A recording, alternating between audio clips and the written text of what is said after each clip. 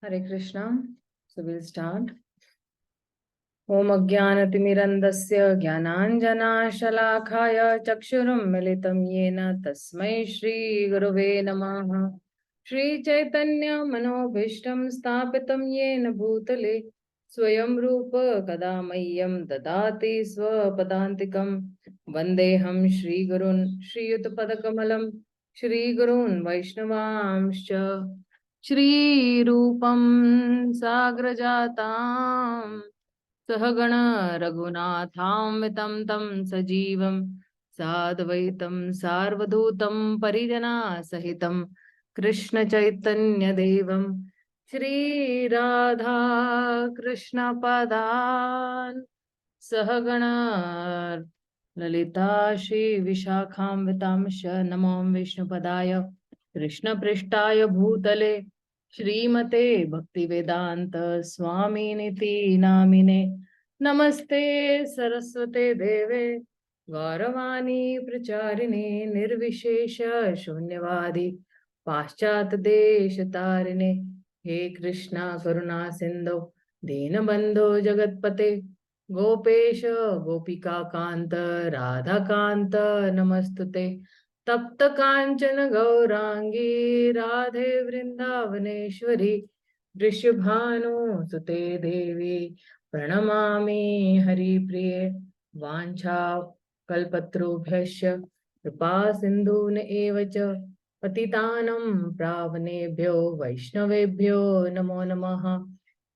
Shri Krishna Chaitanya Prabhu Nityanand Shri Advaita Gadadhar श्रीवासादि Gaur भक्तवृंद Hare Krishna Krishna Krishna Hare Hare Hare Ram Ram Ram Hare Hare. Dear devotees, Hare Krishna. So we will just we had halted at this particular shloka 19th. Did we complete this 19th shloka or still is supposed to complete? Anybody can give me any just rough idea that what is the scenario?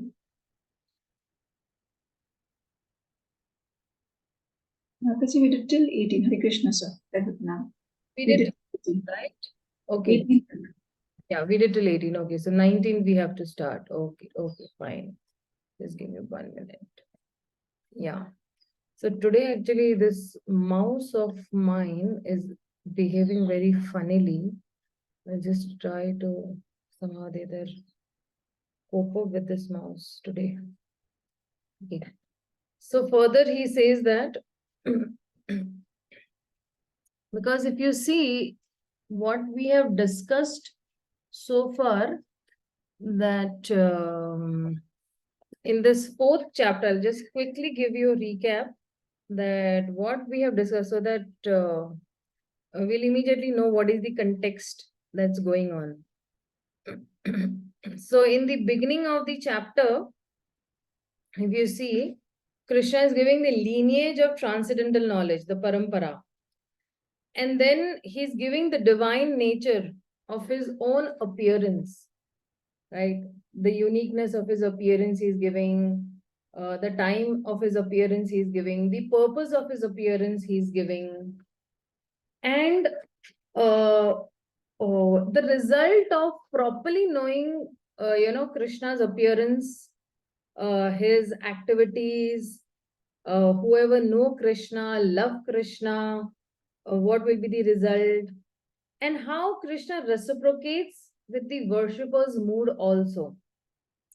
How and if somebody is worshiping Krishna directly, ye yatha ma prapadyante, he will actually, to the degree he is worshiping Krishna, to that degree Krishna will reciprocate with him. And then if somebody is worshipping the demigods, and Krishna is not an impartial creator, he is the creator of everything. So, and that is why Krishna has created these 4 varnas and 4 ashramas also. Okay, so and Krishna's work does not affect him. In the 14th shloka, we saw that how when Krishna is uh, because he is full of eternal bliss as the Supreme Lord, the only reason for Krishna's work is to encourage the humanity. And Krishna's activity of creation, maintenance, destruction are in response to the karmas of the jiva. He has no desire for the results of his actions. And and anybody who knows this is not bound. But anybody who does not know this, then that person is bounded by karma. So that is why the Lord is never partial to any living entity. The living entity is responsible for his own acts. The Lord only gives him facilities through the agency of Prakriti or the material nature.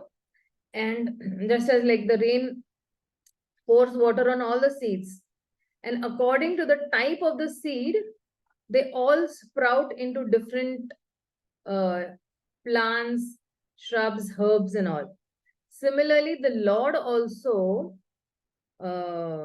inspires the jiva to act, but they act differently according to their own past desires. So that is why if somebody understands this about Krishna and they work without desire, so then they will be actually, free from all those karmas. And Krishna further says that, these intricacies of karmas are very difficult to understand. Even the most intelligent people get bewildered. And that is why Krishna says, okay, I'll explain what is karma, what is akarma, what is vikarma. And then we had just halted where one who sees one who sees inaction in action, and action in action is a very intelligent person, and he is in the transcendental position, though he is engaged in all kinds of different actions that he is doing. So now from this particular shloka onwards, Krishna is going to say that, is going to explain that in action, and what are the symptoms of a detached worker. So in this section, Krishna will describe all the different qualities of a person who is in the state of inaction, akarma. Okay. So right from 19th shloka on to the, just give me 1 minute, let me just check in. Yeah, till the 24th shloka.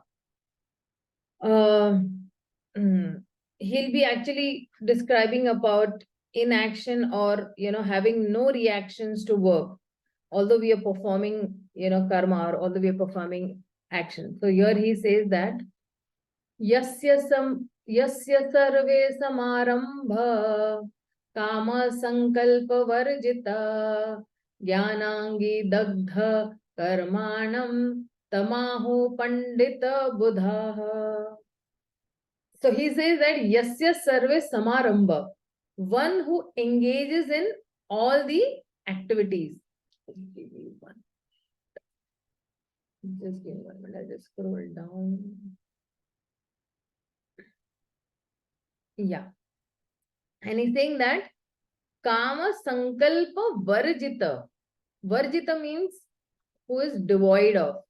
So though he is devoid of the desire for sense gratification, and janangi dagda karmanam. So he says that one who is engaged in all the activities, but being devoid of the desire of sense enjoyment, what has he done?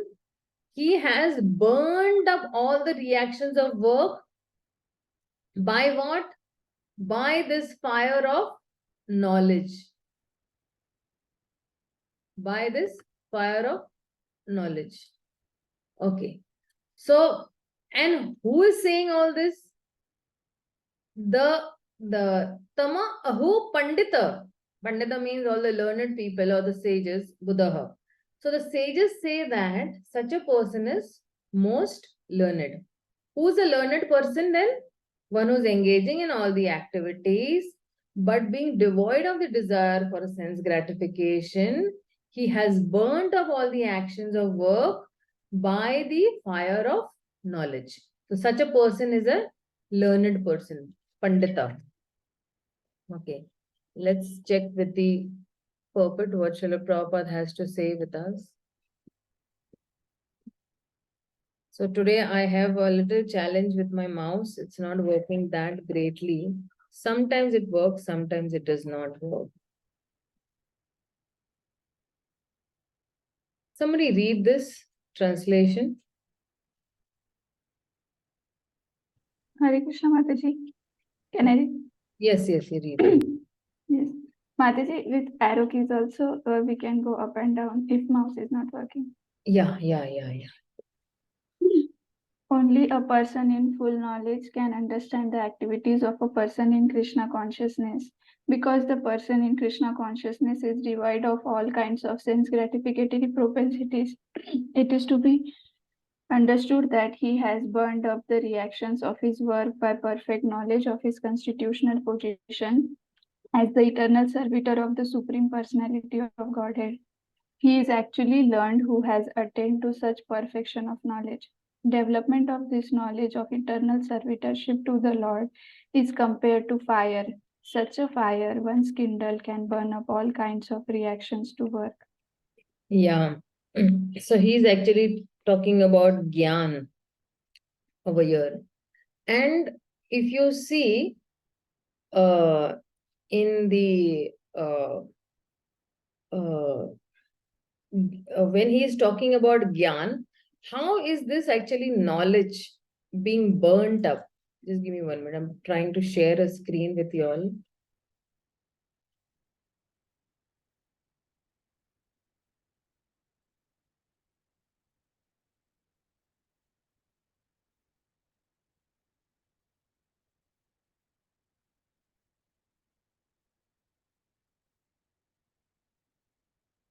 I'm not able to share the screen.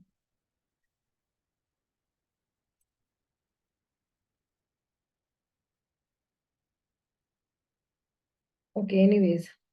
So he's saying that when you work selflessly for a higher motive in life, then we will not act if there is no desire. But what is Krishna talking over here specifically? He's talking about, actually he's talking about lust over here. And generically he's talking about a selfish desire, right? So if somebody wants to renounce, and he wants to renounce meticulously, but he does not renounce the action. He has to renounce that selfishness. So, when we go to, when we go to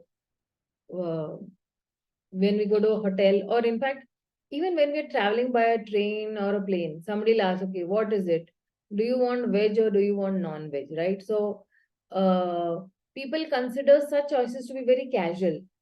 But Gita is telling that all the choices are casual, because we are souls, and because we have forgotten our spiritual identity, and we are misidentifying ourselves with this material body. But if you see in the movies also, when somebody is given an amnesia, it usually afflicts one person. And in real life, we have a spiritual amnesia which is affecting all of us. Like, for example, when we are doing Kirtan, we are completely absorbed. And that is why we don't even realize that we are sick, we are alone, or, we need a treatment, right? So, whatever actions we do, cause are this. See, what is the amnesia for a soul? For us, the amnesia is we have forgotten our spiritual identity. Okay. And that is why we are misidentifying with our material body. So whatever actions we do, it will cause our amnesia to increase or decrease. So if we have spiritual activities, then our amnesia will decrease. Our forgetfulness of Krishna will decrease. But if we go into material activities, then our amnesia will increase. So that we'll keep on forgetting Krishna again and again. So that is why we as souls, who are Satchit Ananda, okay, we are supposed to be happy. But because of that forgetfulness of Krishna, or what we are doing is we're forgetting Krishna again and again. So that is why we are constantly, vulnerable to misery or mortality, any kind of suffering. Even death can overcome us at any moment. So if we are eating, if we are living, we interact with people, all such actions are creating impressions on us internally. And these impressions shape our, notions of who we are, how we can find happiness. So every single action we do, it is begetting some reaction according to, the laws of nature. So the more we are indulging in pleasures at the level of the body, the more our body, the more our bodily misidentification worsens, become more and more worse. So, and this is distancing us further from our, innate nature of joyfulness, and gives us a greater material misery. The more we forget, the more we will, be into a miserable condition. So that is why the internal and external, whatever, effects of our choices are not just casual, but they are also consequential. So no wonder the Bhagavad Gita is urging us to choose each action so that we don't aggravate or we perpetuate our karmic bondage, but we liberate ourselves from those actions. So when we are very carefully, doing our material actions within that, within the realm of the scriptures, और scriptures के दायरे में अगर हम अपने actions करते हैं, so then at least we don't, go against our spiritual nature. And that is why what will happen is that we will recover from this forgetfulness, that amnesia that has been, holding us, that forgetfulness of Krishna that is holding us.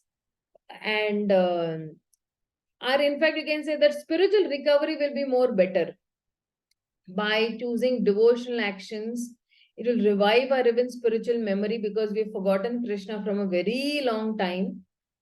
And then we can get, a lasting happiness or joy. So in the Bhagavad Gita, what is Krishna saying is, he's saying that whatever joy that is there, that has to be that permanent joy you try to attain. So that is why saying that in this text is saying that anybody who is in full knowledge, okay, or I can put it as one is understood to be in full knowledge, whose all actions or whose all endeavors are devoid of desires for sense gratification.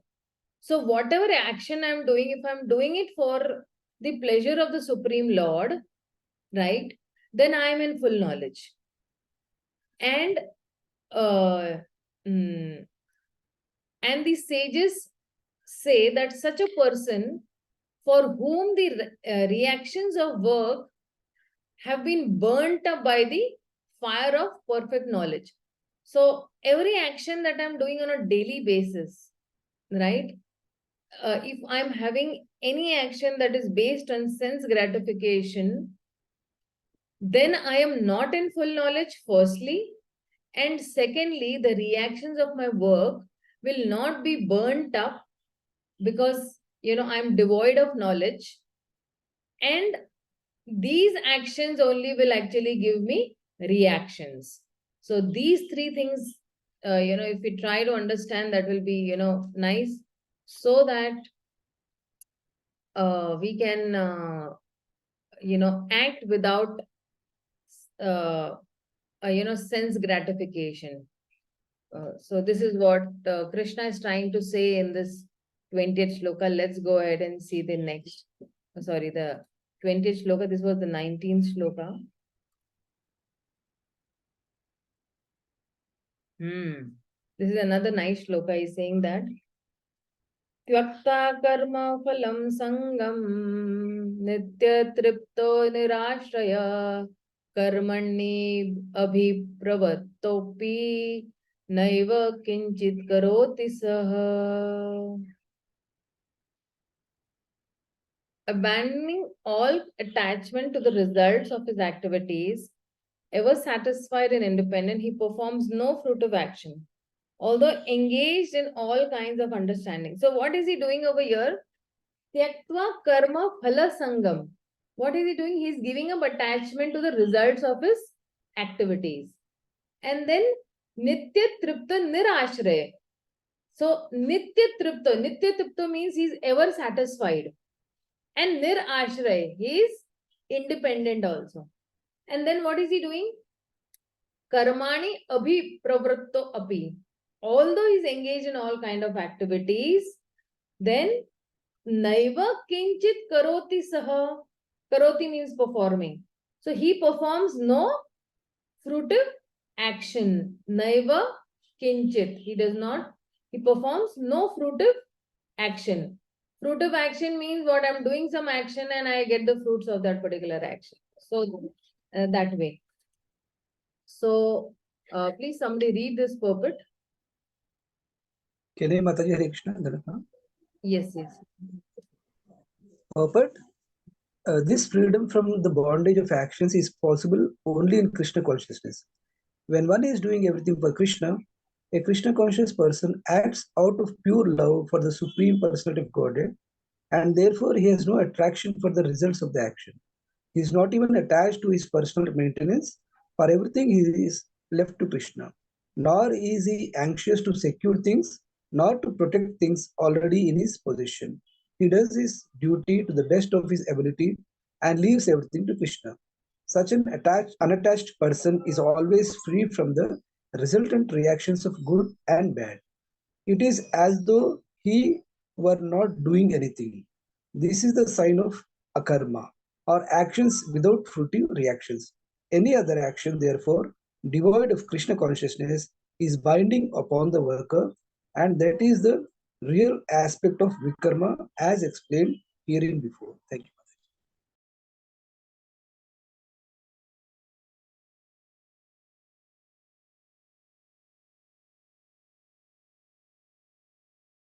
Mata, you are in mute. Mataji, Hare Krishna. Sorry. Thank you, Prabhu. Thank you so much. So here he's saying that act in detachment. If like that is why this 20th shloka, it is a stage of practice. You can say sadhana. Okay, so he's saying that act in detachment, because the whole criteria is not to give up the karma, but the whole criteria is to give the attachment and giving up the selfishness. That it is, for my enjoyment. No, it is for Krishna's enjoyment. So right now, Krishna is not talking about, devotional thing or about himself. He is talking about nirashraya. Krishna is not focusing about himself actually. Krishna speaks about himself, uh, from 4.16 onwards, So when he's saying that, when he's saying he's talking about karma, so from the third chapter, if you see, Krishna is talking about this particular theme, and he told to act according to one's dharma, and a very slight, deter came as Arjuna was asking that question, that what makes somebody sinful, and then he's saying that it is only lust that makes somebody, sinful. Krishna was explaining the history of, that knowledge, and Krishna asked a question about how, Arjuna asked a question that how, did you speak to the sun god? And then, Krishna is talking about, he's talking about karma yoga. So over here, nirashray is not referring to taking shelter of Krishna. Till now, Krishna has not introduced himself as, you can say, the ultimate, or you can say, Paramashray. That he will introduce a little later in the 18th chapter, where he'll say, okay, Sarva Dharma Parityajya Mam Ekam Sharanam, and he's talking, but here he's talking about being detached. So there are two aspects over here: to be detached from worldly things and being attached to Krishna. So right now, Krishna is focusing over here is to be detached. So nirashray means don't take shelter of anyone. So means what? Do not become attached to anyone materially. So even in the third chapter also, he had spoken, if you'll remember, that he had spoken about this, that such a person does not need to take shelter of anyone. He does not need to get attached to anyone else materially. And if he's not attached to anyone materially, then he will not be bound also to that particular person or to the actions, whatever he is doing. And that is why Krishna is saying that don't be attached to somebody materially. Spiritual level, you can be attached. Like, for example, okay, we are attached to our spiritual masters. Does that mean that we should not be attached to our spiritual masters? We are attached to our children also. Does that mean that I should not be attached to my children? No. On a spiritual level, to raise them up in spirituality, you can be attached to them on a spiritual level, but not on a material level. That, okay, what is material levels attachment? Material level attachment means only that you want something from this person. You have that selfishness ki, okay, this child I'm raising up, then he will become big, then he'll go to college, then he'll start working, and then one day he'll start earning and he'll give me some money. That is material attachment. But the spiritual attachment will be that one day he'll become a very nice devotee. Let me take good care of him. Let me give him those samskaras, and let me give him some favorable impressions, so that he will be raised in a very nice way, and he will also get attached to Krishna. So from that aspect, if we see that I'm raising up my children so that one day they will get attached to Krishna, and even I want to get attached to Krishna. So from that point of view, then that karma will not bind us.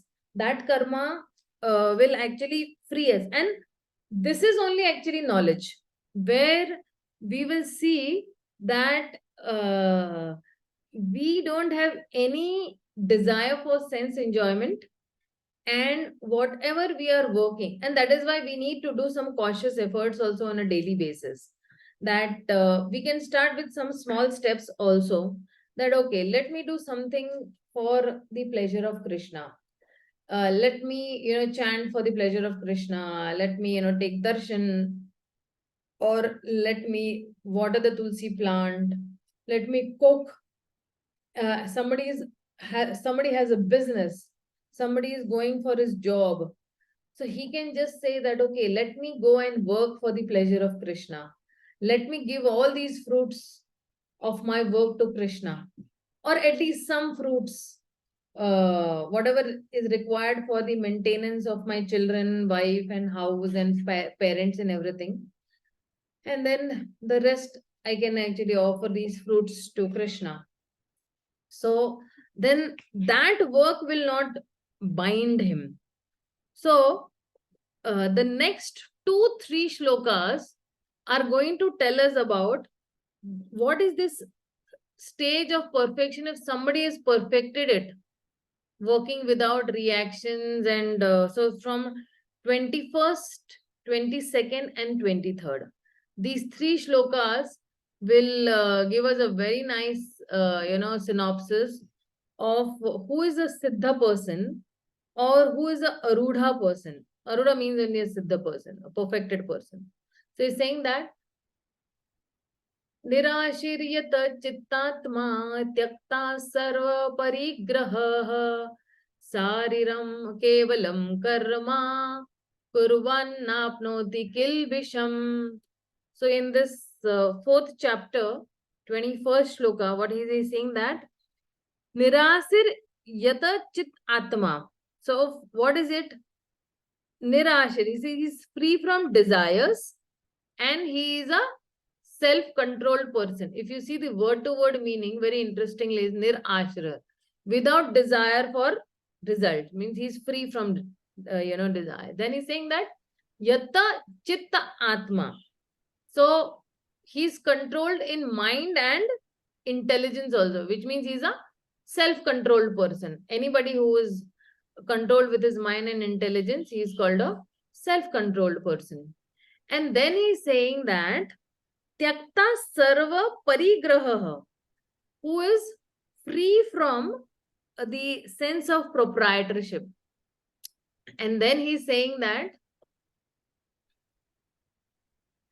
shariram kevalam karma. This person is acting only for the bare necessities of life. What are the bare necessities of life? Food, clothing, and shelter. He's just acting on that particular platform. Okay. And then he's saying that, let's read the translation. Such a man of understanding acts with mind and intelligence.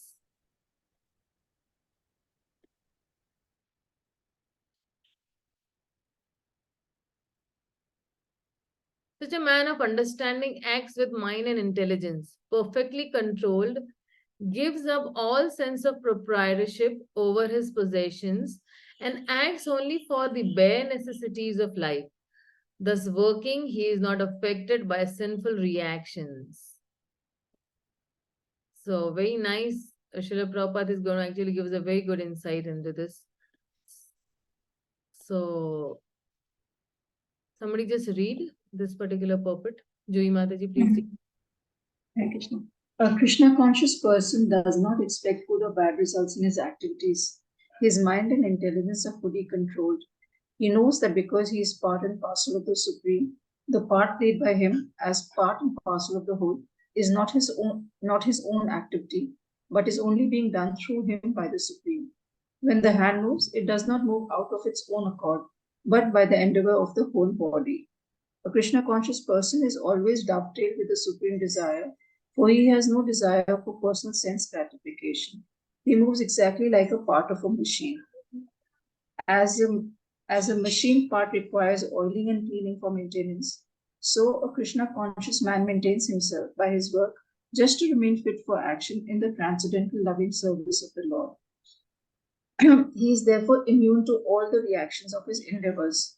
Like an animal, he has no proprietorship even over his own body. A cruel proprietor of an animal sometimes kills the animal in his possession, yet the animal does not protest, nor does it have any real independence. A Krishna conscious person, fully engaged in self realization, has very little time to falsely possess any material object. For maintaining body and soul, he does not require unfair means of accumulating money. He does not, therefore, become contaminated by such material sins. He is free from all reactions to his actions. Hare Krishna. Yeah. So, this particular person, he's free from desires, but he's free from desires of what? He's free from desires of sense gratification, right? He does not earn, or he does not, have desires for sense gratification. He does not have any selfish desires. He's a nirasha person. Nirasha means कोई आशा नहीं है अपने sense gratification के लिए. He does not have any asha. So sometimes we work because we have some desire, but Krishna is saying that what is the reason for this transcendental person to work? So it is saying that only sharira kevalam karma. He's saying that only for his bare necessities, somebody is working at it level, means simply for this bodily maintenance he's working. And we are also actually, somewhere down the line, we should also think that, okay, I just have to work for my bodily maintenance. Okay. And somebody might wonder that if Arjuna will win the war, how he will be doing, this sharira kevalam karma. He will be living in the palace with so much of, nice opulences and all. So then he's saying that, Krishna is saying that, no, we should not be, stereotyped in this particular sentence where it says that Shariram Kevalam Karma. Yes, we have to act for the maintenance of the body, but how we act, it is depending upon my own varna and what is my ashrama. So if I'm a brahmana, then I have to act accordingly. If somebody is a kshatriya, then we have to live in a kshatriya way. So the brahmanas are supposed to give knowledge. The brahmanas will act by giving knowledge. Kshatriyas will act to live in a way where they are protecting the people. So this will vary from different to different people. Like Shariram Kevalam Karma will vary for different people. And then what will happen is, if somebody is acting only for the bare necessities of life, then what is the result? He's saying that Kurvan Napnoti Kilbisha. He will not incur any sin. Means such a person will not be bound. And that is why, if you see, Prabhupada is saying that because he does not have any desire for sense gratification. The part of a machine is moving, but a machine part requires only oiling and cleaning for maintenance. So even for we devotees, we maintain only ourselves by working just to remain fit for action into bhakti or the service of the Lord. So that is why, like there is an example which says that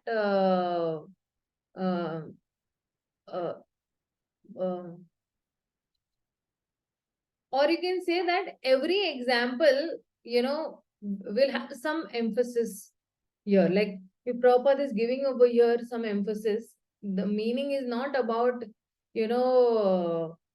saying that, okay, it does not have, it does not have any meaning only. Prabhupada is not saying over here this, that okay, bhai ek machine hai, the body is like a machine, the machine has no meaning. No, but every part in the machine is actually connected with the whole. So we should also be working with the whole. So if I am a part and parcel of Krishna, so what am I doing? I am working with the whole. I am working for the whole. I am working for Krishna, who is the whole. I am a part and parcel. So this will happen only when we sink in love with Krishna. And we need to understand that I am a part and Krishna is the whole. Like like an animal.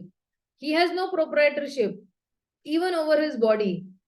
And this proprietor, who's a cruel proprietor of this animal, sometimes he even kills that animal in his possession. And yet the animal does not protest. Of course, Krishna is not doing that with us. But just to give an example. So again, the point is not somebody will slaughter, but the point is that we should be faithful like a dog is faithful to the master. Just as a dog will lay down his life for the master, we should also uh, lay down our lives for Krishna. Now, I'm not saying that somebody will say that, okay, I'm laying down my life for Krishna, so let me, just drink poison and suicide. No, not that way. Laying down my life means I'm working day and night only for Krishna. So sometimes it may appear that, the Lord is as a master. For example, the Lord is a master and I am an animal. Sometimes it may appear that the Lord is beating me. But if I stay fixed to, Krishna consciousness, then I will eventually understand that, oh, Lord has a plan for me. And I should be faithful to the Lord. So many times we have so many reversals in life, right? And these reversals that are there, these reversals come in the form of, the Lord indirectly beating us and giving us an indication that if you remain fixed and to my plan, so that you come more and more nearer. Sometimes there are many different instances where we'll have our loved ones, going away from us, or a death of our loved one, or the whole of wealth being taken away, or somebody troubling us emotionally. So when all these reversals come, we should only think one thing, that the Lord has a better plan for me so that I can go more nearer to Him.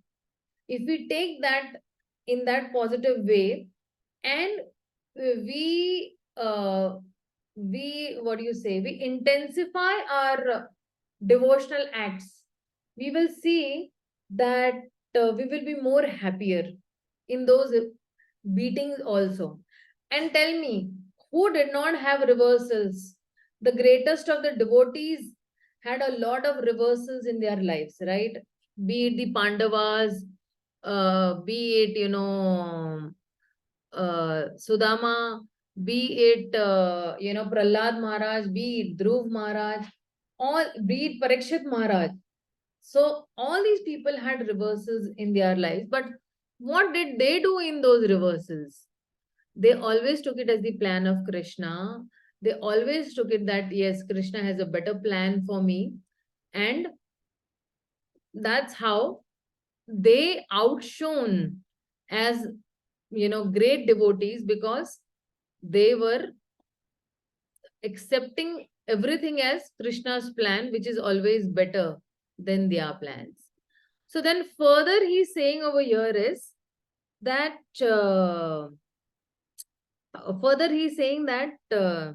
what happens if somebody is, self-controlled, somebody is free from desires, what will happen with that person? So he's saying that yat richalabha santushto dvandati vimatsaram samaha siddhav asiddhav cha kritvapi cha na badhyate. So he's saying that yat richa lava santushto. So he's saying that whatever is coming out of his own accord, whether it is gain, whether it is loss, whatever it is, he's satisfied, santushta. And then he's saying that dvandva tito vimatsaraha. Dvandva vito means what? Dualities. Okay. And what will happen? He will be free from those dualities. He'll be tolerant of dualities. He'll be free from envy. Vimatsaraha.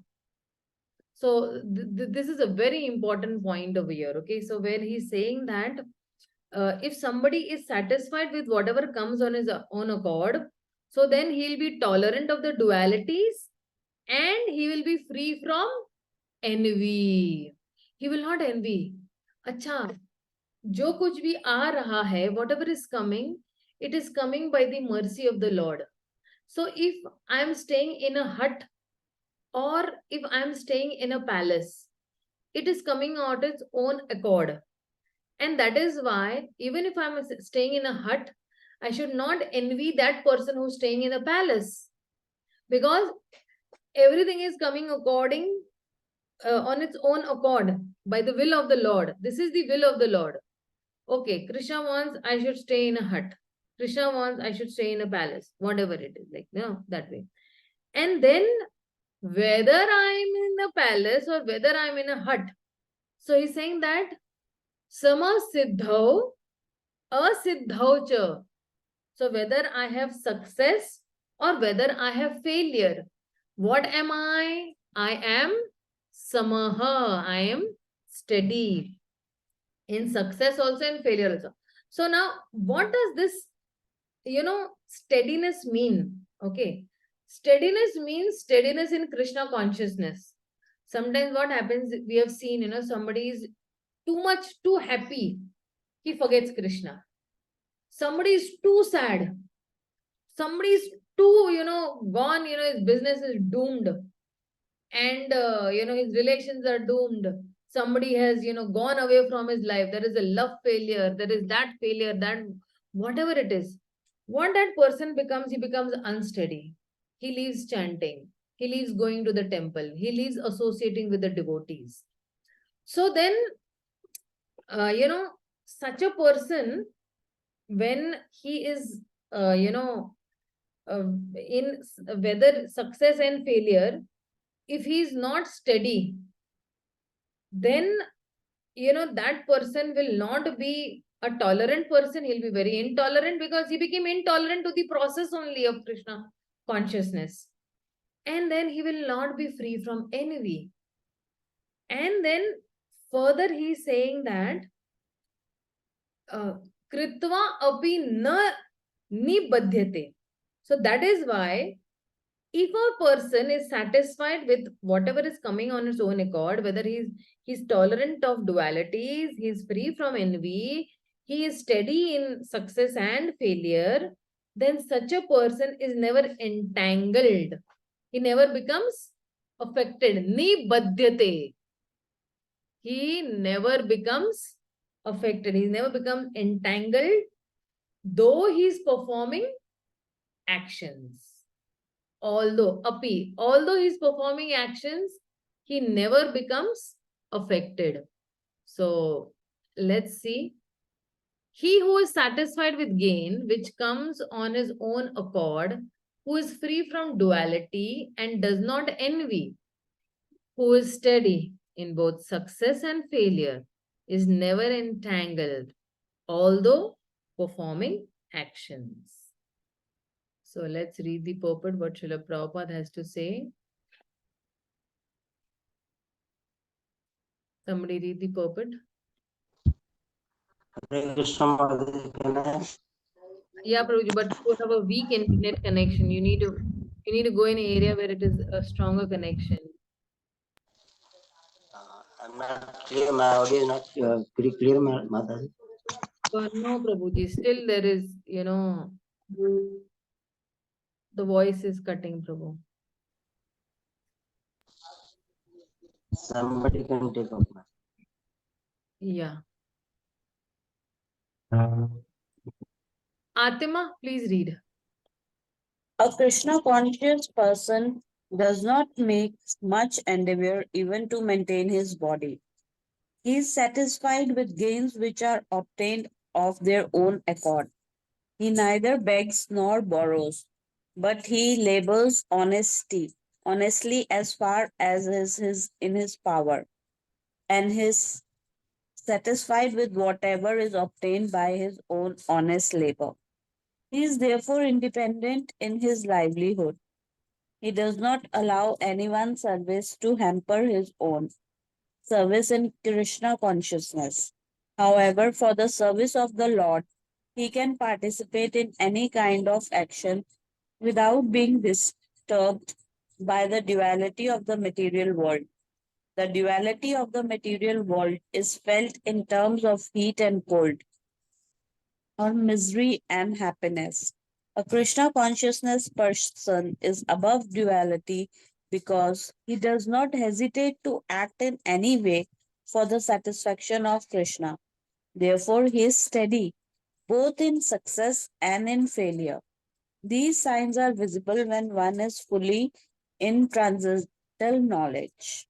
Yes. Krishna. So, thank you, Atima. So, this Krishna conscious person is above duality because he does not hesitate to act in any way for satisfaction of Krishna. And that is why he is steady in both success and in failure. So, when I'm saying that, what does it mean that he is satisfied in success and in failure? Okay, because success to somebody might be a very different term, or success for some people might be just getting money, or success for some people. So the definitions of success differ from person to person, right? And whatever, for example, whatever gain one gets by his nature's accord, he will be santushta, he will be satisfied with that. So when this person is going beyond this duality, this dvanda, this is good, this is bad, and he's not even envious also, vimatsaraha, he's not even envious also. So why that person is having a bigger house, this envy will never go away, because there always will be some person who will be having more. So if we have this propensity of comparing, ultimately we will be envious of Krishna also. Oh, Krishna is having so much of opulence, and already we have envied Krishna and we have come down over here. And if we become envious of Krishna because we wanted to become God, or we wanted to become Krishna, then uh, we should think that, see, these mm, these material things cannot make me happy. In fact, what to speak of me happy, these material things cannot make anyone happy. So then why should I be envious? Because even if that person has got something more material than me, okay, somebody is living in a bungalow, okay, but still that person is not happy in that bungalow also. Sometimes people might envy the owner of Reliance, the owner of Infosys, or somebody might envy the prime minister, but they also have their own challenges, they also have their own difficulties, and they are also not materially happy. So sama siddhav asiddhav cha, because the person is not too possessive about the result of his activities. He does not get much excited. So if I get success, it is good. If I don't get success also, that is also good. I will go on doing my duty because I understand that success does not come or does not just come by my work. It also comes by the past reactions of my work also. Whatever past reactions I have done, it will come based on that also. So what I will do is I will keep on doing my duty. Sometimes result may come, sometimes result may not come, but I will stay fixed in my duty. So even if such a person acts in such a way, then he will not be bound. He will not be nibadyate. What is that? What is that? Kritvapi na nibadyate. He will never be entangled, though he is performing actions. So this is what is being said in this particular shloka. Let's go to the 23rd. So that is why we should not envy, generally we envy, they have 10 cars and I have only one car, and that too I have a Maruti Suzuki 800, which is, the oldest model 20 years back. No, we should not, because we should just broaden our thinking, saying that at least Krishna has given me food, clothing, shelter, and a car to travel. There are so many beggars who don't even have that also. So Krishna is so kind enough to me. Okay. So then the next, what is he saying over there? That he's saying that Gata Sangasya Muktasya Jnanavastita Chetasah Yagna Ya Charatah Karma Samagraha Praviliyate. So what is he saying? That he's saying that Gata Sangasya Muktasya. So if somebody is unattached to the modes of material nature, Sangasya, one who is Gata Sangasya. Okay, when you say Gata Sangasya means anyone who is attached to the modes of material nature. So what is he? What is he? He is Mukta person who is not attached to the modes of material nature. And then he is saying further, he's saying that Jnana Avastita Chetasa, anybody who is situated in that knowledge or in that transcendental knowledge, you can say. Anybody who is fully situated in that transcendental knowledge, in fact, then what does he do? He says that Yajnar Acharitah Karmaha. So he acts for the sake of Yagna. Over here, Yagna means actually Krishna, is what is being translated. He's acting for Krishna. And then what happens to such a person then? For such a person, Samagrama Pravilyate. So for such a person, he does not incur any reactions. And then what he happens to him? He merges into transcendence. He merges completely into transcendence. Transcendence means only, it's not like that he merges into Krishna, but he merges completely. He's absorbed in his Krishna conscious activities. This is what Krishna is trying to say. Let's see the translation, what Prabhupada has to guide us for this particular shloka.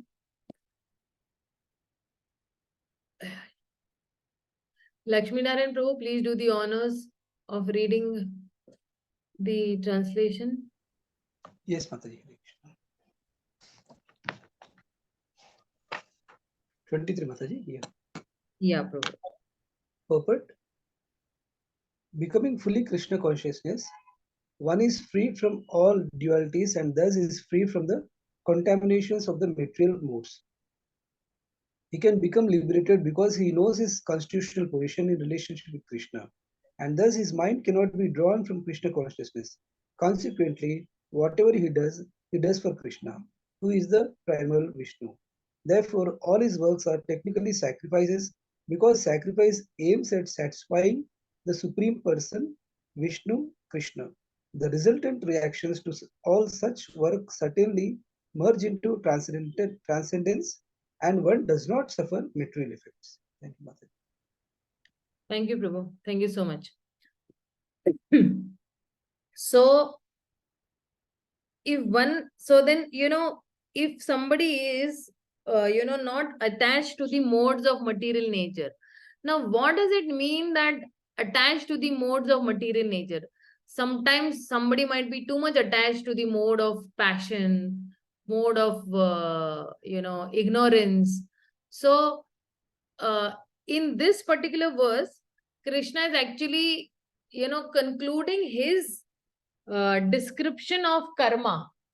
So till now, Krishna is, talking, he's saying that understanding karma, on the platform of jnana. If you have jnana and you understand that karma, then that becomes very easy. So he's saying that gata sangasya muktasya. Sangha means attachment, and gata sangasya means whose attachment has gone away. Gata, chala gaya hai. And then what is happening? Such a person is a liberated person. And then such a person's even consciousness is situated in knowledge. How because he's saying that jnanavastita chetasa. So now what is happening? His consciousness is situated in knowledge. So he will act, on the platform of knowledge. ऐसा नहीं है कि anything, rash decisions he will take or rash vows he will take. And such a person, because his consciousness is situated in knowledge, he will act for Krishna. Yagna charta karmaha. He will act for Krishna. And then that is why samagramam pravilita means what? In totality, this person's karma will merge. It is significant that this person will not merge, but that person's work will merge. Means what? He will become transcendental. So, Krishna, where he says says that in the 9th shloka, in the 3rd chapter, where he says now that yagnat karmano karmana, he says that work for the purpose of Krishna, then you will not be bound. And he talked about that whole system of yagna to be performed, and that yagna has to be performed for the satisfaction of Krishna. So yagna is not that fire sacrifice. Yagna is a selfless sacrifice. When a person will act in the mode of yagna. Now, whenever we say yagna, no, yagna means actually it has to be substituted with Krishna. So, that person will be free from bondage, because for him, every act will be like a fire sacrifice.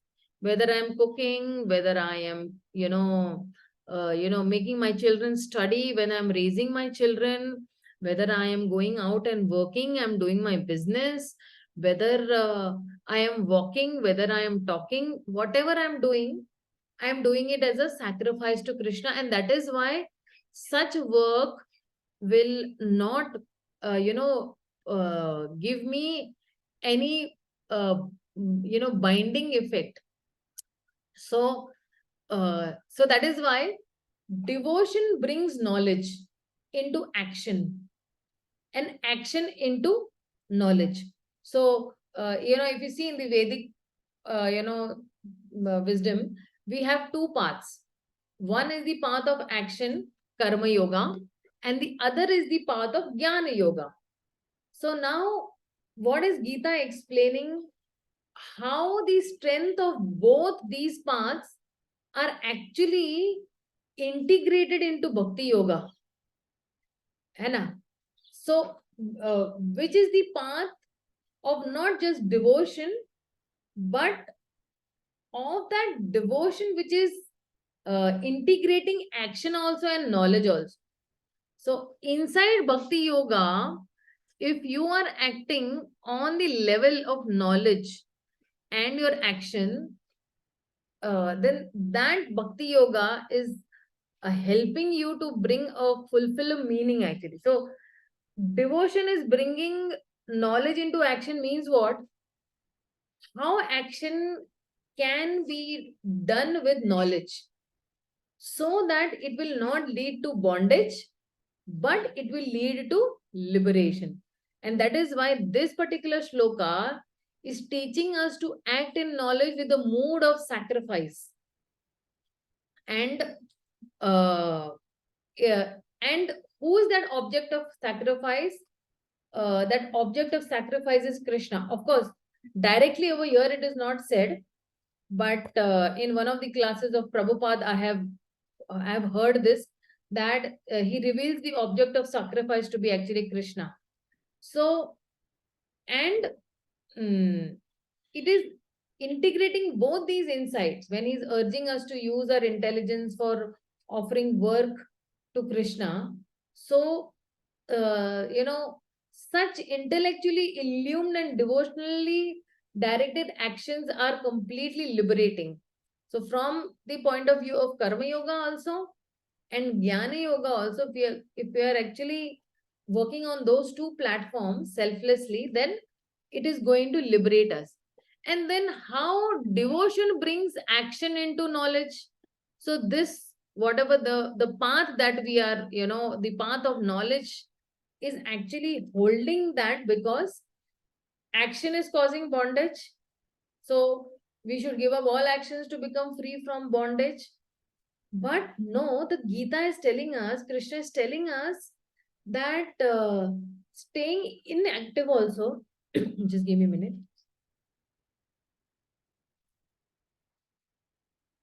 That staying inactive, as a sustained manner of living is also impossible. So if I have to live, for the bare necessities also, I have to do some action, right? I cannot live without doing any action. Currently also, I'm sitting over here, so my hands are moving, my eyes are moving, my legs are moving, so uh, uh, the Supreme Lord is further also will, tell us that only renunciation without action will give us misery. And if this action is spiritualized by this yoga, so then it will make liberation joyful also, and it will make liberation attainable also. So it is telling us that how jnana or jnana yoga culminates not in action, but it is culminating in pure devotion. And this jnana is associated with selfless action. So after the Gyan yogis have attained that perfection of, equal vision, then they will attain pure devotion also. And that is why devotional action will comprise the post-graduation stage of also Jnana. So, sometimes only the Gyan yogis will just merge themselves. But no, when we have coupled it up with devotion, then the devotional action will comprise the post-graduation stage of Jnana. So, when our action will be guided by knowledge, and our knowledge is enlivened by action, and when both are actually permeated with the intention of love, so I'm doing action and I am having knowledge, I'm gaining knowledge also, and I'm doing some action also with the intention to love the Supreme Lord.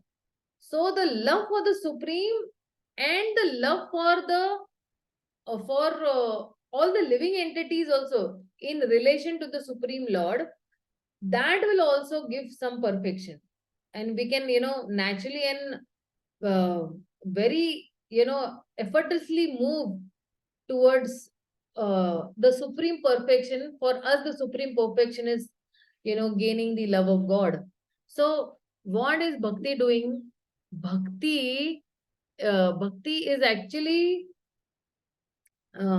synthesizing and synergizing that strength of both karma also and jnana also. And it embodies the perfection of yoga.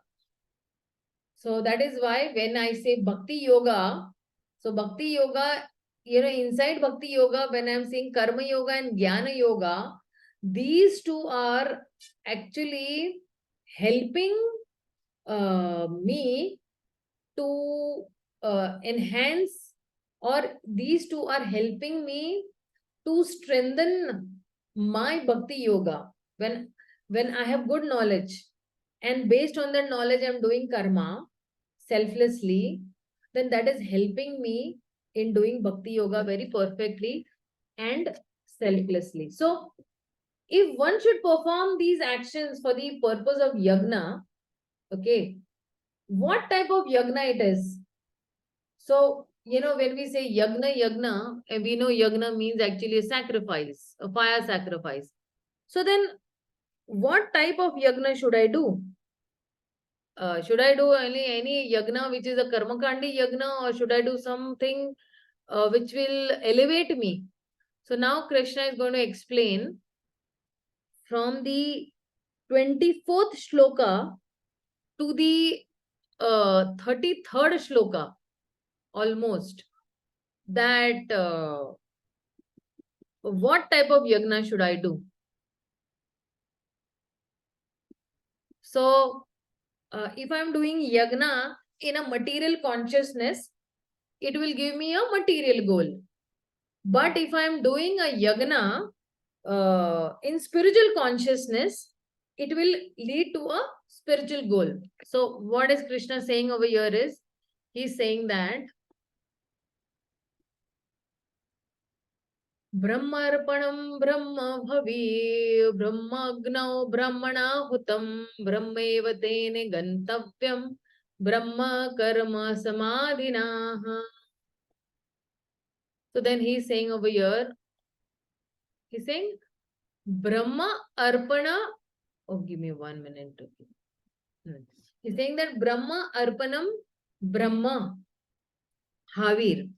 He's saying that when I am giving some Arpanam means oblations, by giving spiritual oblations with spiritual instruments. So what are these spiritual instruments? Is butter. Okay, butter is from where? The cow. Okay, and then he's saying that Brahmagna Brahmana Hutam. Then, I am offering it to the, so by spiritual oblations, because all these mantras are also spiritual, then the instruments are also spiritual, and it is offered into the spiritual fire by the spiritual person, Brahmana, by the spirit soul, who is, very much pure in his consciousness. And then he's saying that what will happen? By spiritual oblations with spiritual instruments offered into the spiritual fire by a spiritual person, four actions are there. Then what will happen? One will surely attain the spiritual kingdom. He will Brahmeva Tena Gantavyam, my final destination. Gantavya. बोलते ना हमारे गंतव्य है, final destination. That will be reached. Right? So, Brahmana Karma Samadhina. Samadhina means by being absorbed in spiritual activity. See, so simple it is. Okay, let's try to understand. Okay, of course, when I'm saying let's try to understand, actually I'm trying to help myself to get understood by this shloka. So he's saying that by spiritual oblations with spiritual instruments offered into spiritual fire by a spiritual person, where will he go? His Gantavya will be spiritual kingdom. He will attain spiritual kingdom. And then going over there also, what will he do? He will be absorbed in spiritual activities. So see, over here, I always explain, we've done this in Canto 2 also, those who are reading with me Canto 2. For us, the sadhana and the sadhya are the same. Here I am doing Shravanam Kirtanam. When I go to Golok Vrindavan spiritual world, there also I am doing Shravanam Kirtanam.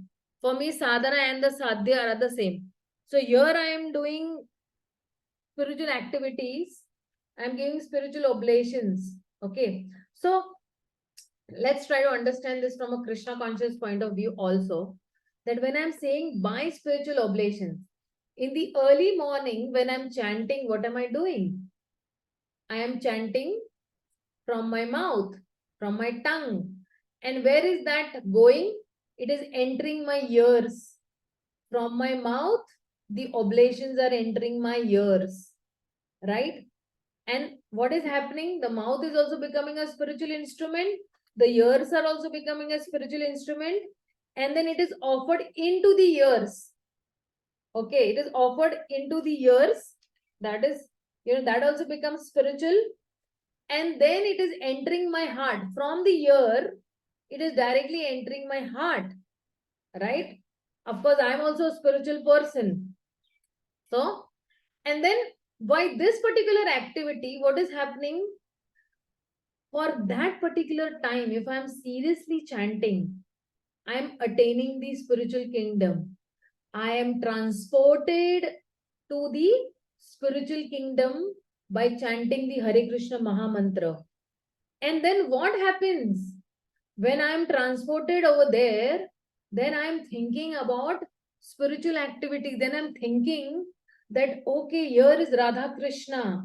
I am supposed to please them. They are the object of my meditation, and they are to be made happy, or their senses are supposed to be satisfied.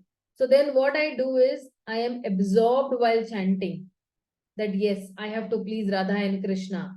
I have to actually not please my own senses. My Rishikena Rishikesha Sevaya Bhakti Ruchyate.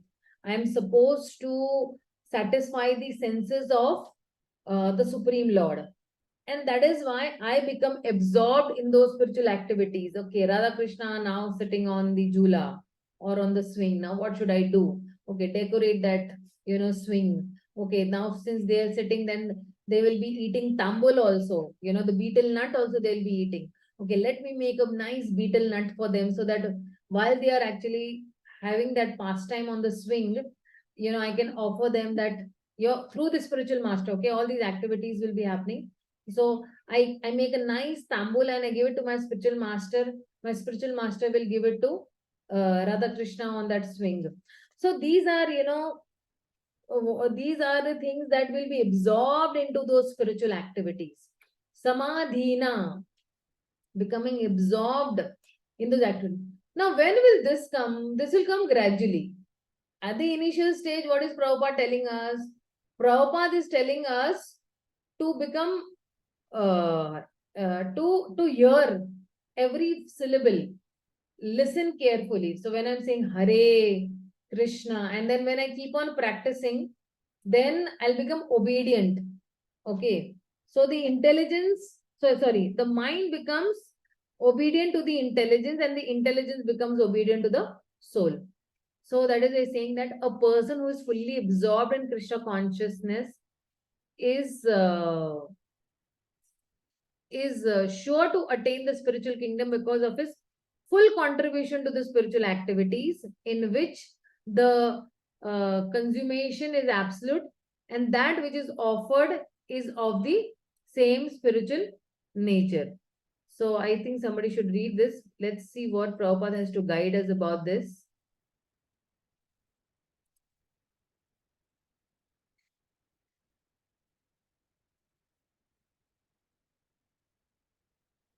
Nivedita Mataji, please read. Krishna.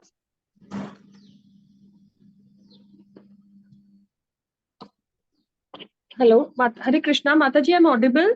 Yes, Mataji, very much audible, Mataji. How activities in Krishna consciousness can lead one ultimately to the spiritual goal is described here. There are various activities in Krishna consciousness, and all of them will be in the following verses. But for the present, just the principle of Krishna consciousness is described. A conditional soul entangled in material contamination is sure to act in the material atmosphere, and yet he has to get out of such an environment. The process by which the conditioned soul can get out of the material atmosphere is Krishna consciousness. For example, a patient who's suffering from a disorder of the bowels due to overindulgence in milk products is cured by another milk product, namely curds.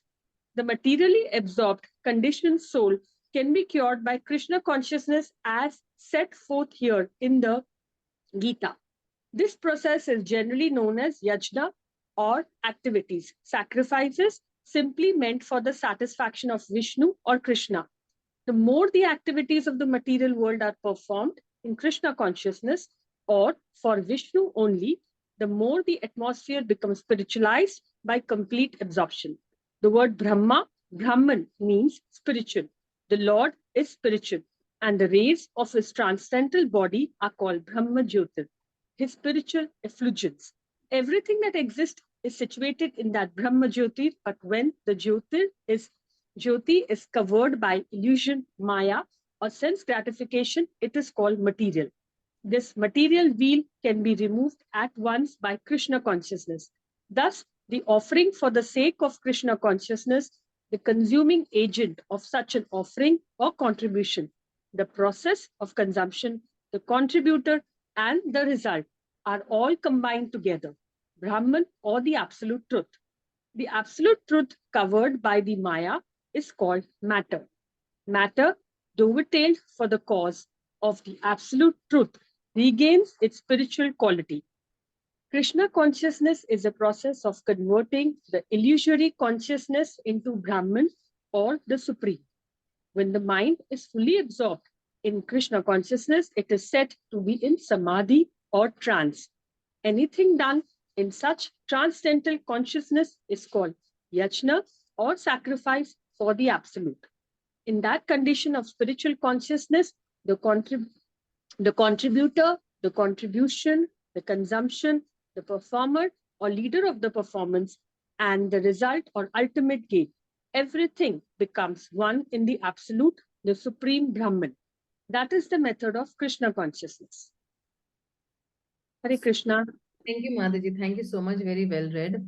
So such a beautiful shloka this is for us to actually dive deeper into this particular shloka, where he's saying that everything can be spiritualized. So when we are saying that this yagnartha charta karma, he's saying that people think yagna as, fire sacrifice. But when we say sacrifice, this word sacrifice is related to the word sacred. So first Krishna will give a very broad meaning of sacrifice, and then he will mention how Arjuna can do that sacrifice. So when I say that, there is this word called havi over here, and havi is actually, translated as butter. Okay. And Brahmanapanam, Brahma plus Arpanam, Brahmanapanam. And so here Brahma doesn't mean Brahma Jyoti, but Brahma means spiritual over here, what Prabhupada is saying over here. So, and the person doing the offering is also spiritual. The destination attained, okay, that Gantavya is also spiritual. And that person who's absorbed in samadhi. So when one acts in the spirit of yagna, then all of his existence also becomes like a sacrifice. Why do we say that Prabhupada's life was a life of sacrifice? Right? Because he was living by the Gita.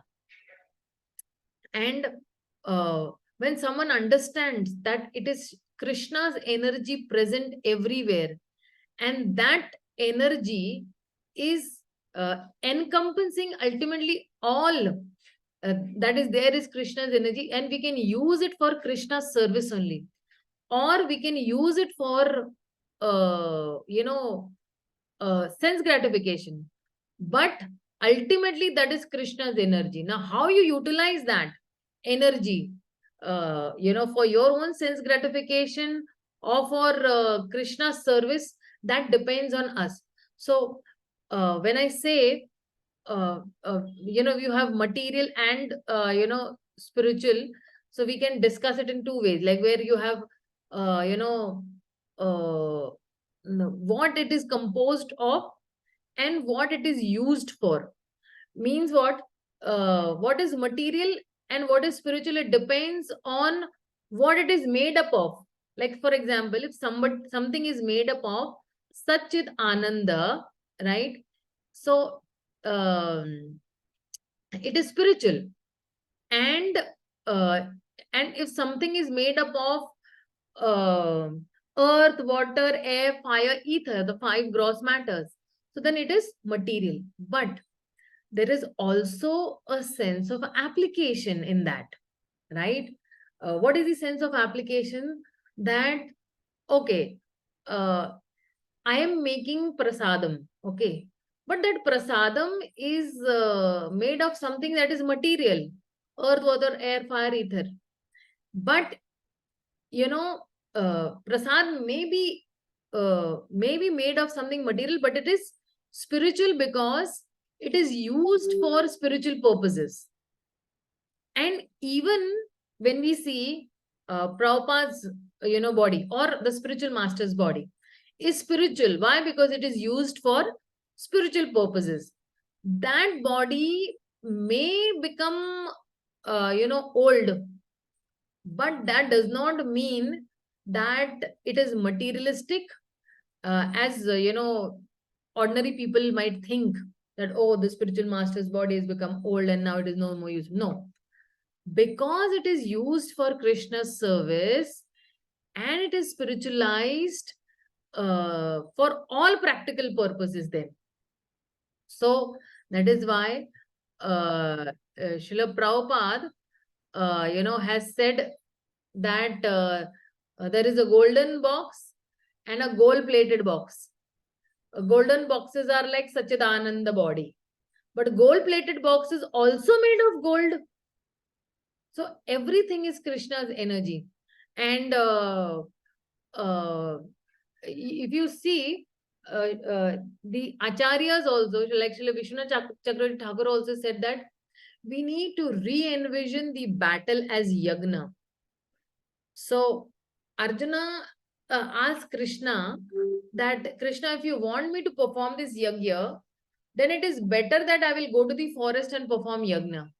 But then Krishna is saying that no, this battlefield in itself is your yagna sthali. Okay, your yagya. Your Gandiva bow is actually like a spoon or the ladle. And the ahuti is the Kauravas that are there. And who will accept that?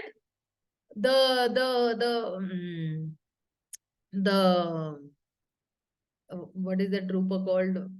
The Virat Rupa will accept the sacrificial fire of offering. So, when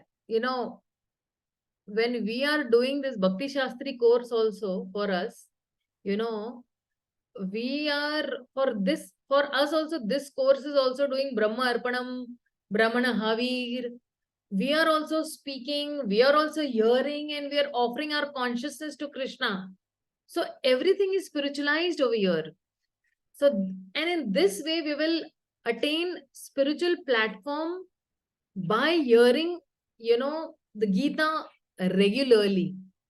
So I remember when I was writing my OBAs, and we had this teacher, she told us that if you think your OBA, as an, offering to Krishna, it is as good as doing a yagna. So for us, what is the pen, the paper, or in those, that time when I was doing, actually, we were typing it on the laptop.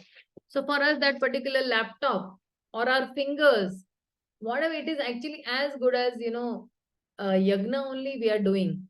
Even if I'm writing an OBA or I'm writing a closed book assessment, everything is as good as yagna, because whether the teacher is speaking, she's also doing a yagya.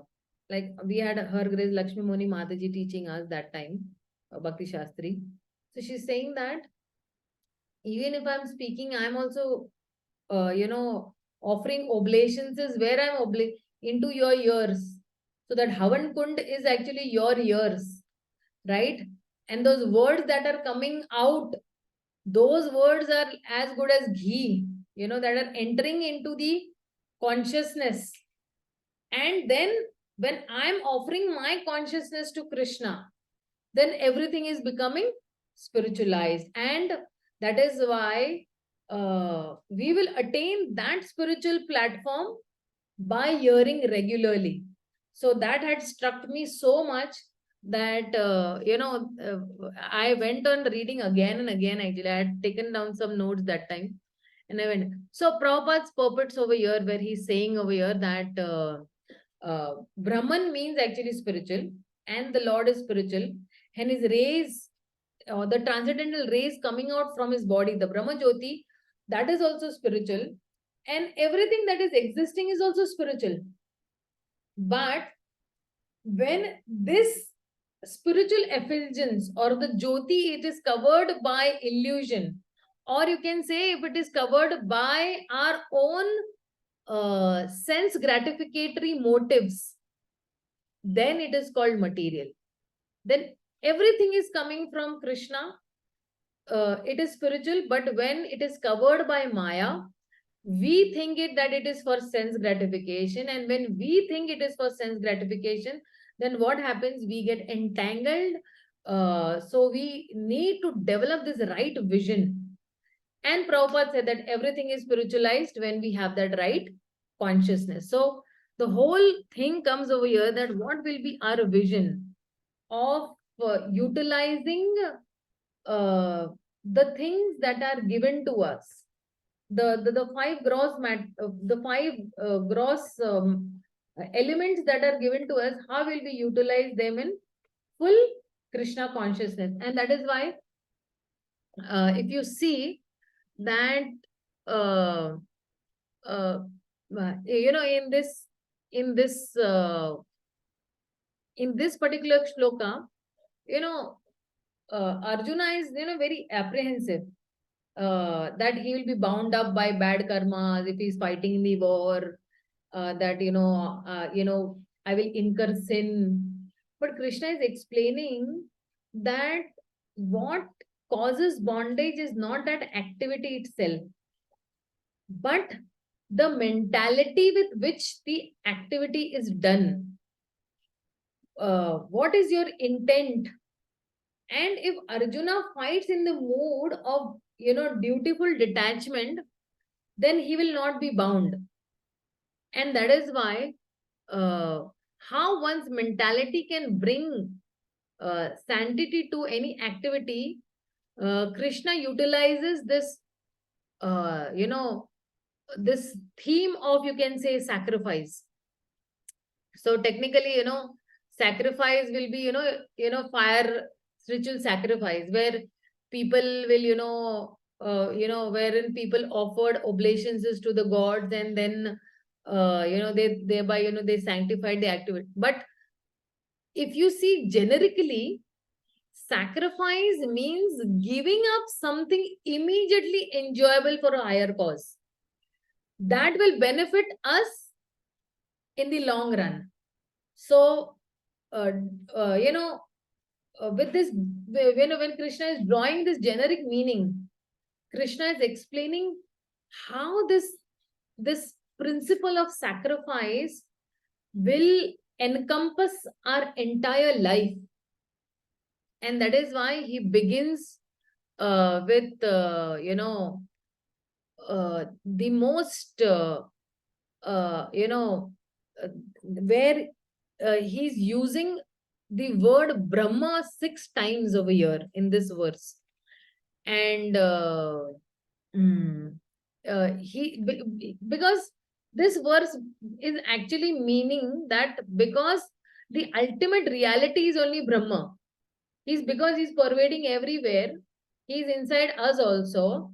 And we can reach him through various activities. But provided we do it with the service attitude.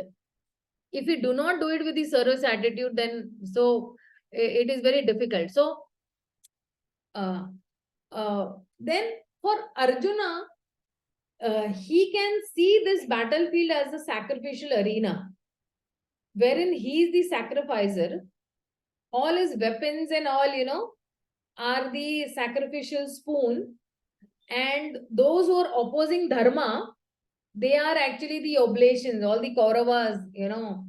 And this war itself is actually a sacrificial arena. And by doing his duty or by doing his part in this sacrifice of war, so why this war is being, war has been taken place? This war has taken place because to establish dharma. And that is why Arjuna will become liberated from karma when he will help to establish dharma, and then he will not be bound by it. So, where Krishna is giving this visualization, in fact, if you see, this is actually a metaphorical visualization. It is not meant to encourage any, traditional rituals involving some literal human sacrifice, but it is meant to highlight how, any activity that we do, even an activity like fighting, can become purified or sanctified when we do it with a higher purpose. So by doing our activities in a mood of selfless service to the Supreme Lord, then we can progress towards, freedom from this karmic bondage that you can say. So, okay, let's see the 25th shloka, what Krishna has to say.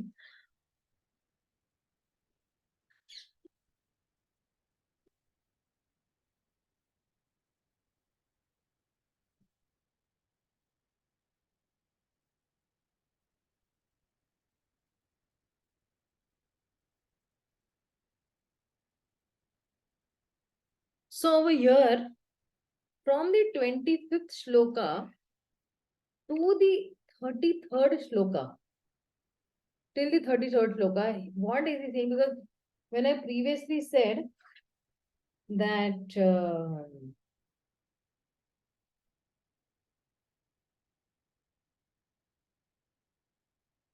okay, yeah. From the 25th shloka to the 33rd shloka, okay. Krishna is saying that you attain jnana through yagna.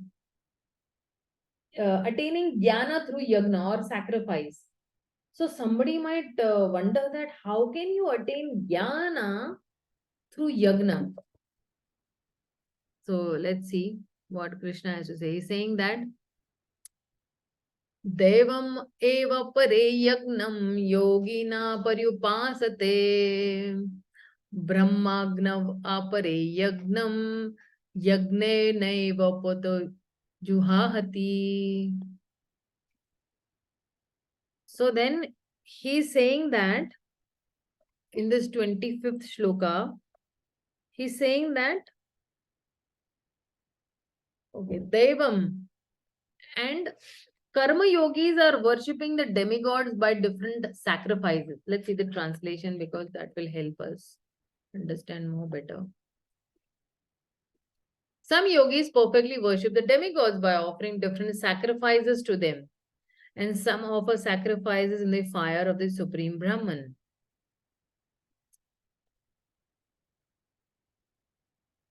Somebody read the translation.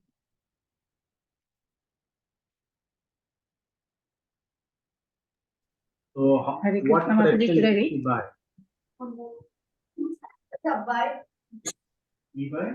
There are two people and both of them, there's a clash. Okay, I will I'll give it to the third person. Rajmalu Prabhu, is your internet connection okay, strong now?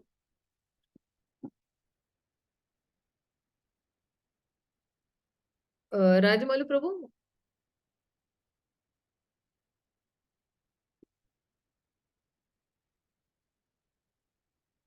Rajmalu Prabhu? Yeah, Mataji. Yeah, you As can. Yeah. described above, a person engaged in discharging duties in Krishna consciousness is called a perfect yogi or a first-class majestic. But there are other also who perform similar sacrifices in the worship of demigods, and still others who sacrifice to the Supreme Brahman or the impersonal features of the Supreme Lord. So there are different kinds of sacrifice in terms of different categories. Such different categories of sacrifice by different types of performers only sacrificially demark the varieties of sacrifice.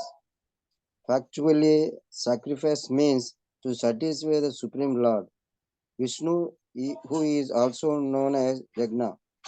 All the different varieties of sacrifices can be placed within two primary divisions, namely sacrifices of worldly possessions and sacrifices in pursuit of transcendental knowledge.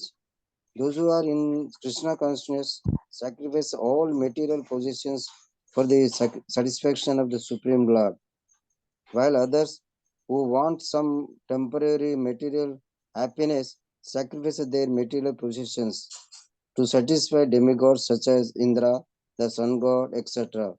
And others who are impersonalists sacrifices their identity by merging into the existence of impersonal Brahman. The demigods are powerful living entities appointed by the Supreme Lord for the maintenance and supervision of all material functions like the heating, watering, and lighting of the universe. Those who are interested in material benefits worship the demigods by various according to the rituals. They are called the Bhaveshwara Vadi or believers in many gods. But others who worship the impersonal features of the absolute truth and regard the performance and forms of the demigods as temporary sacrifices their individuals in the supreme fire and thus individual existence and to the existence of the supreme such impersonal sacrifice their time in philosophical speculations to understand the transcendental nature of the supreme. In other words, the fruitivity workers sacrifices their material possessions for material enjoyment, whereas the impersonalist sacrifice his material designations with a view to merging into the existence of the Supreme. For the impersonalist, the fire altar of sacrifice is the Supreme Brahman, and the offering is the self being consumed by the fire of Brahman.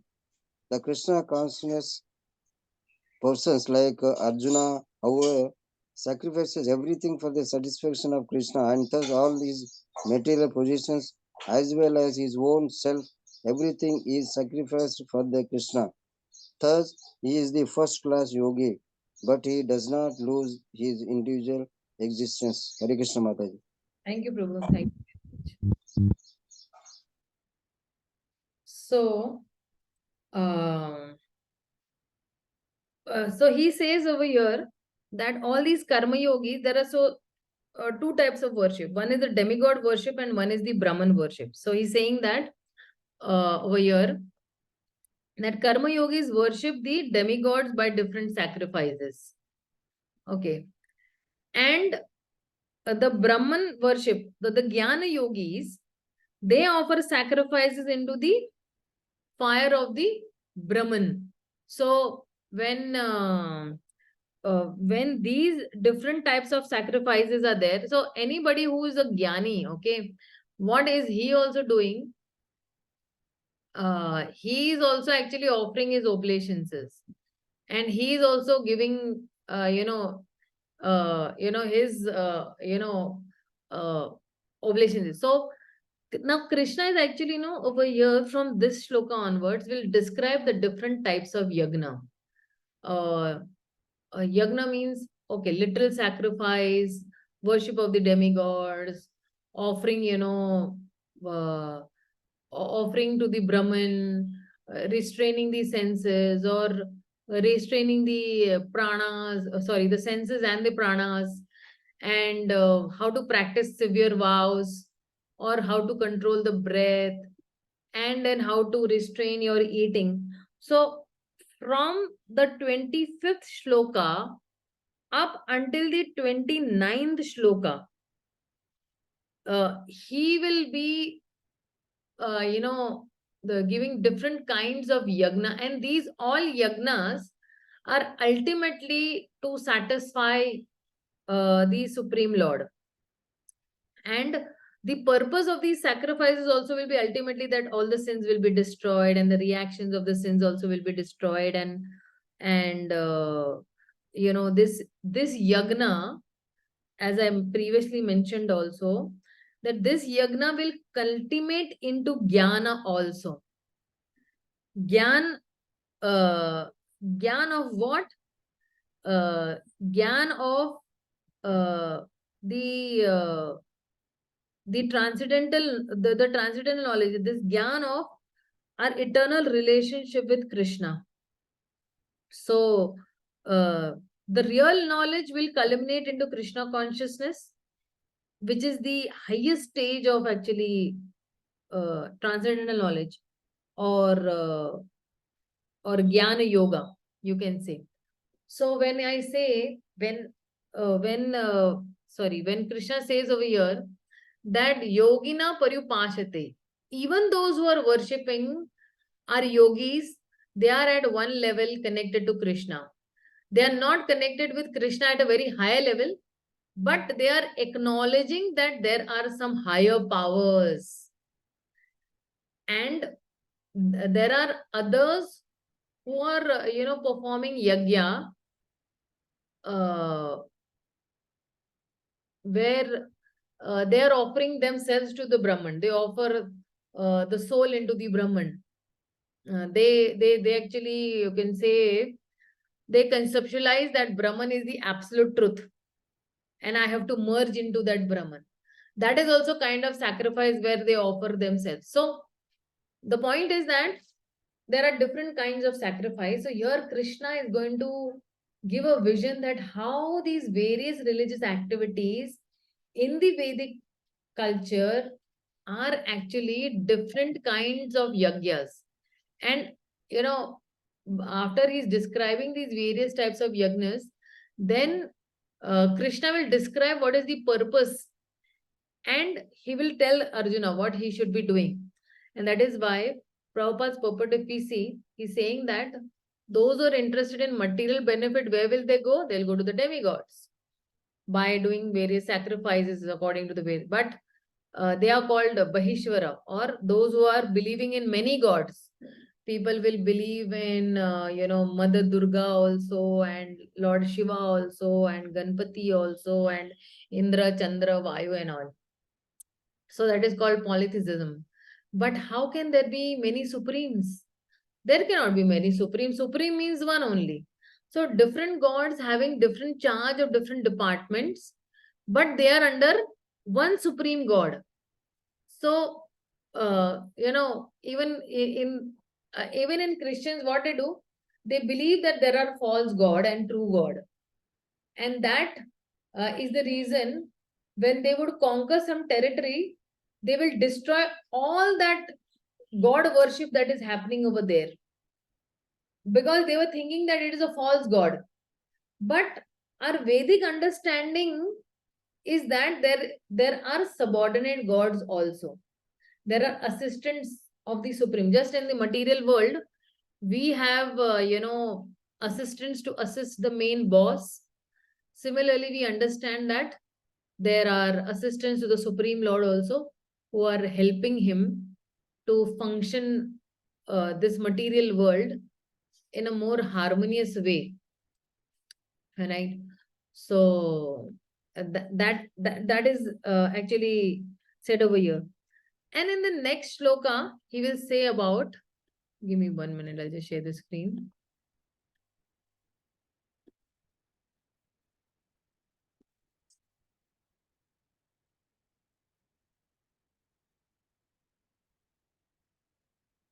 Yeah. He's saying over here, श्रोत्यादीनिन्द्रियाणि अन्ये सम्यक् समयां गिनेषु जुहवति शब्दानीन् विषयान् अन्या इन्द्रियाणिग्निषु जुह्वति.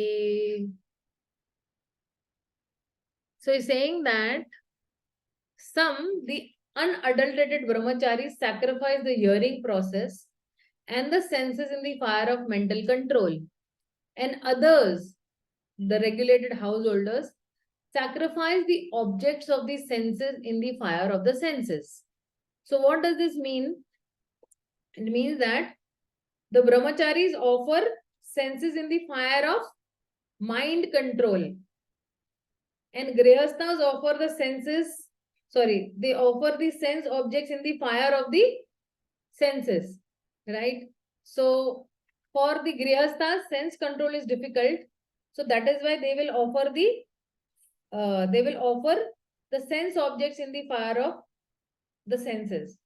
And for the brahmacharis, because they are offering the senses in the fire of mind control.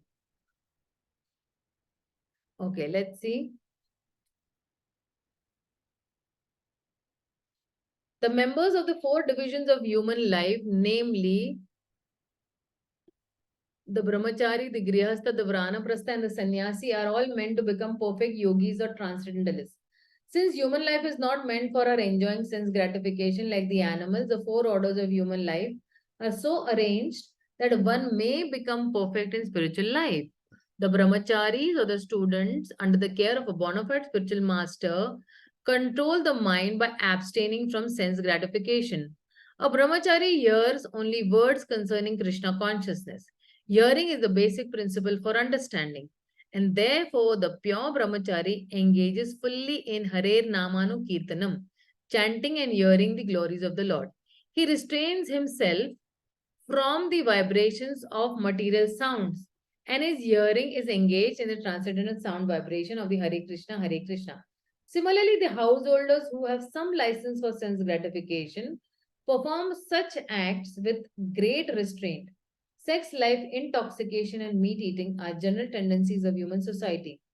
But a regulated householder does not indulge in unrestricted sex life and other sense gratification. Marriage on the principles of religious life is therefore current in all civilized human society because that is the way for restricted sex life.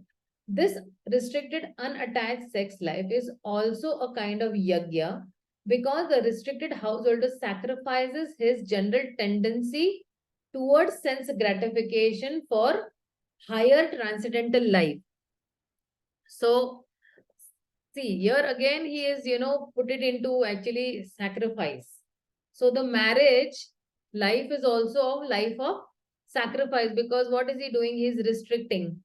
He is restricting himself for sense gratification. So, this is what is being said into this shloka. So, what I'll do is, I'll halt over here because from the 27th shloka onwards, 27, 28, 28 and 29. These 3 are very important and which will require a little more explanation and a little more elaborate explanation. So we will halt over here itself and we'll continue next week. So if anybody has any doubts, queries, questions, you're free to ask me.